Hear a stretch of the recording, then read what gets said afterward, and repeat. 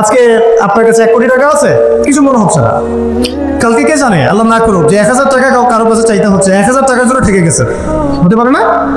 তো রিজিককে মানুষ তাজিম না করলে রিজিক দূরে চলে যায়। দুটো বিষয় খেয়াল রাখবেন, দুটো বিষয়। এক হচ্ছে মাঝে মাঝে মনের মধ্যে কিছু আমল করার ইচ্ছা আসে না? মনে হলো যে আচ্ছা একটু 10টা আয়াত পড়ি, মনে আসে না? মাঝে মাঝে মনে হয় না? ওই সময় এই যে মনের মধ্যে যে এই ইরাদাটা জাগ্রত হওয়া, এটাকে আমরা বলি ওয়ারিদ। অন্য ভাষায় আপনি বলতে পারেন মেহমান। কি বলতে পারেন? এটা আল্লাহর পক্ষ থেকে আপনার কলবের মধ্যে মেহমান হিসেবে এসেছে। এখন আপনি যদি আমলটা করেন, সেই মেহমান বারবার আপনার কলবে আসবে। যদি আপনি ওই সময় আমলটা না করেন, মেহমান চলে যাবে। মেহমান অসম্মানিত হলে পরে আর আসবে না। রিজিকের তাজিম সম্মান করতে না বললে রিজিক আসবে না, বেশি কমে যাবে। উসমান রাদিয়াল্লাহু আনহু সবচেয়ে ধনী ছিলেন না? কেন জানেন? কেন? এটা কি জানেন কেন ধনী ছিলেন? একে তো তিনি প্রচুর দান সদকা করতেন, এটা তো আপনারা জানেনই। আরেকটা জিনিস অনেকে জানে না, তিনি উটের পিঠে বসেছিলেন, কিছু একটা খাচ্ছিলেন, এই 2-1টা দানা পড়ে গেছে নিচে।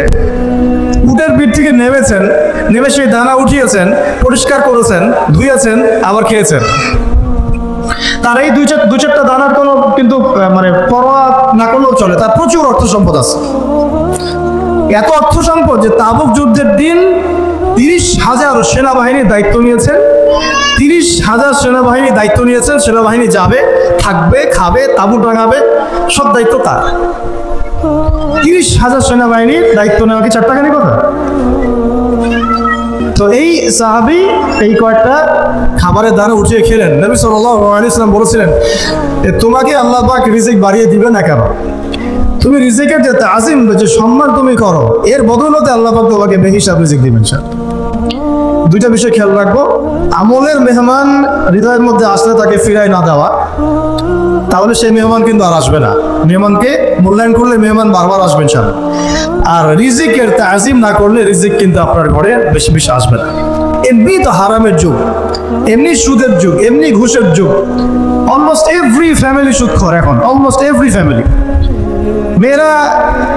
মেয়ের স্পেশালি যারা শাশুড়ি টাইপের, আপনার মাইন্ড করেন না, তাদের সাইকোলজি যে এতই নিচে নেমে গেছে এখন, যে আমার মেয়ে জাহান্নামে যায় যাক।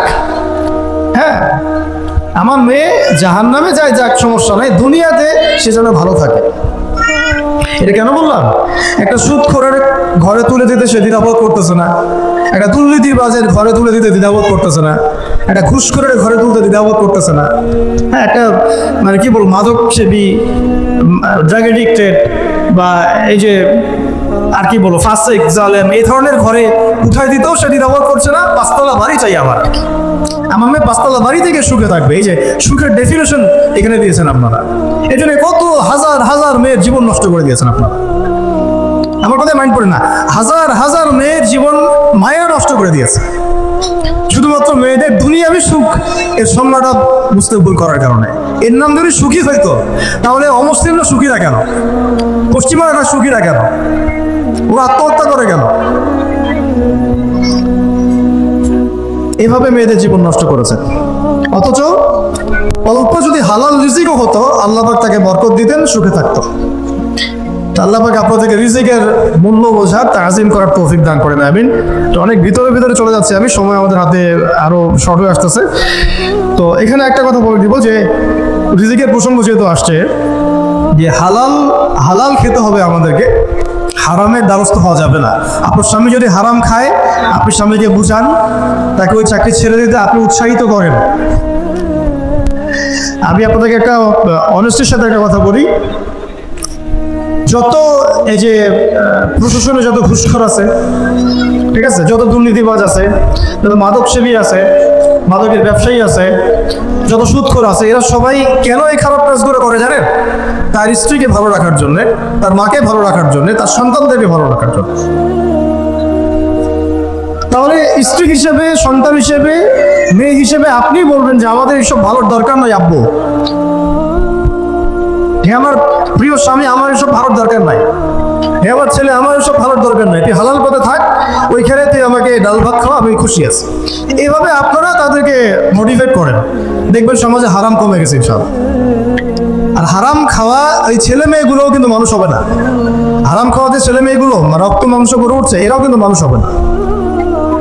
আল্লাহ পাক আমাদেরকে হালাল খাবার তৌফিক দান করেন, এবং হালালের জন্য আপনাদের ভূমিকা অনেক বেশি।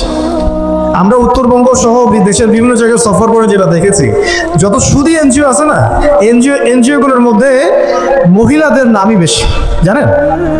মহিলাদের নাম বেশি সুদী এনজিওতে। তো এই দাওয়াতগুলো আমরা মা বোনদেরকে দিতে চাই যে কোন অবস্থাতে যেন হারাম রিজিকের দিকে আপনারা না ধাবিত হন, এবং রিজিকের তাজিম করেন, পরিবারের মধ্যে হৃদ্যতা ভালোবাসা বজায় রাখেন, একে অপরকে বিশ্বাস, সম্মান এবং শ্রদ্ধা করেন।